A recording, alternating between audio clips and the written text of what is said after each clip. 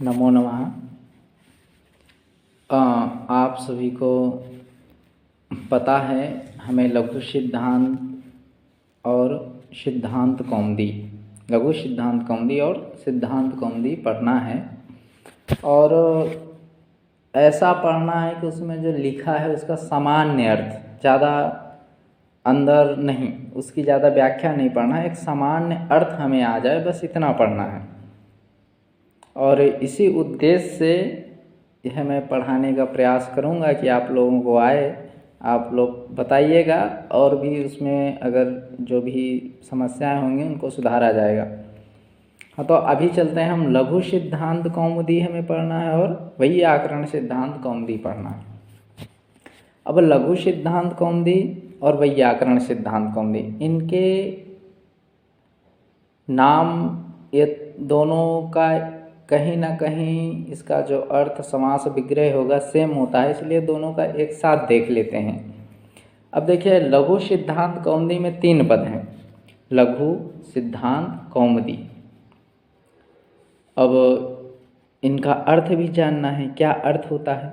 लघु अर्थात अल्प, अल्प यानी थोड़ा।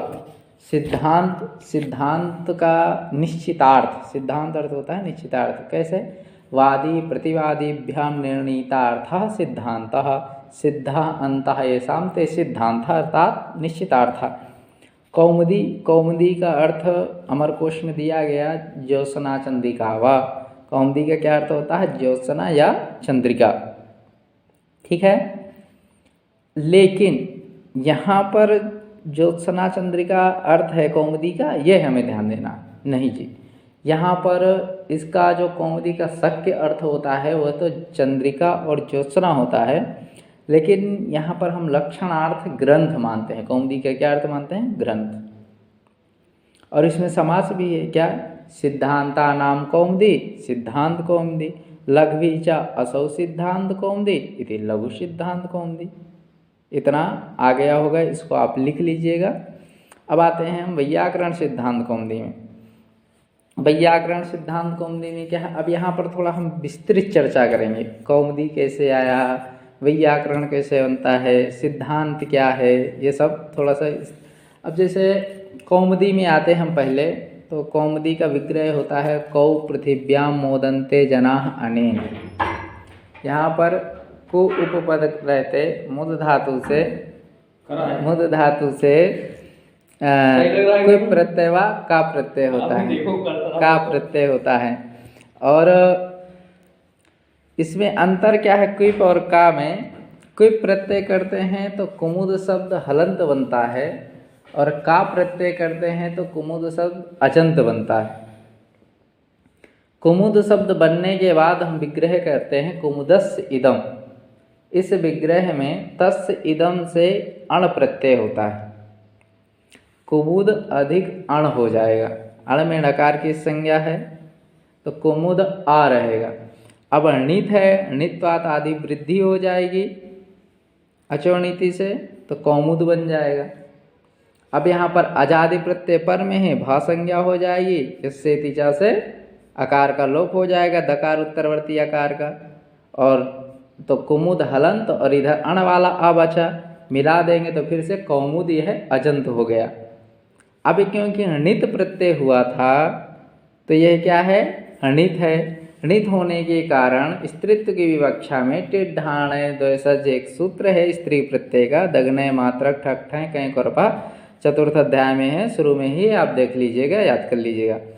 इसमें है, उससे क्या होता है? गीप प्रत्यय हो जाता है। गीप होता है, पुनः यहाँ पे भा संज्ञा होगी, फिर अकार का लोप होगा और इकार मिल जाएगा। अकार किस अकार का? दकार उत्तरवर्ती अकार का लोप हो जाएगा। यहाँ पर क्या हो जाएगा? मिल जाएगा। तो क्या बन जाएगा? कौमुदी। यह कौमुदी शब्द निष्पन्न हो जाएगा। इसका अर्थ अभी बताए ही हैं पूर्व की भांति। चंद्रिका ज्योत्सनावा, यह कौमुदी शब्द का शक्यार्थ होता है, लेकिन ग्रंथ में हमें लक्षणया अर्थ लेना है, ग्रंथ लेना है, क्योंकि यहाँ पर जो हमें अर्थ लेना है उसको क्या लेना है? ग्रंथ लेना है। तो लक्षणया अर्थ ग्रंथ होगा, शक्यार्थ उसका क्या होगा? चंद्रिका ज्योत्सना। ठीक है, सिद्धांत हो गया। अब वैयाकरण, वैयाकरण कैसे बनता है? तो व्याकरण शब्द से ही वैयाकरण बनता है, लेकिन अब देखते हैं व्याकरण कैसे बनता है। तो आपको पता ही है, वी उपसर्ग पूर्व वी आंग क्री ल्यूट होता है, और यण हो करके गुण हो करके अल्युट के यु को अन हो करके व्याकरण होता है, अणा को णत्व हो जाता है, व्याकरण बन जाता है। अब व्याकरण होने के बाद एक सूत्र है, नयवाभ्याम पदांताभ्याम पूर्वात ऐच ऐसा करके है। ये कहता है पदांत में यकार हो अगर तो उसके पहले ऐच होता है। अब यहाँ पर जब पूर्व की स्थिति में जाते हैं, जब वी आंग क्री ल्यूट इधर रहेगा तो बी पदांत है।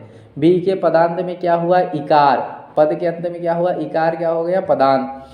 अब इकार को यण हुआ है तो व्याकरण शब्द में पदांत क्या हो गया? यकार। तो यकार के पहले क्या आ जाएगा? ऐच। चकार की संज्ञा है, वाह हलंत है, तो क्या बन जाएगा? वैयाकरण। अब मिला देंगे तो सब बन गया वैयाकरण। सिद्धांत। सिद्धांत का अर्थ आपको पता ही है, अभी बताया ही है थोड़ी देर पहले।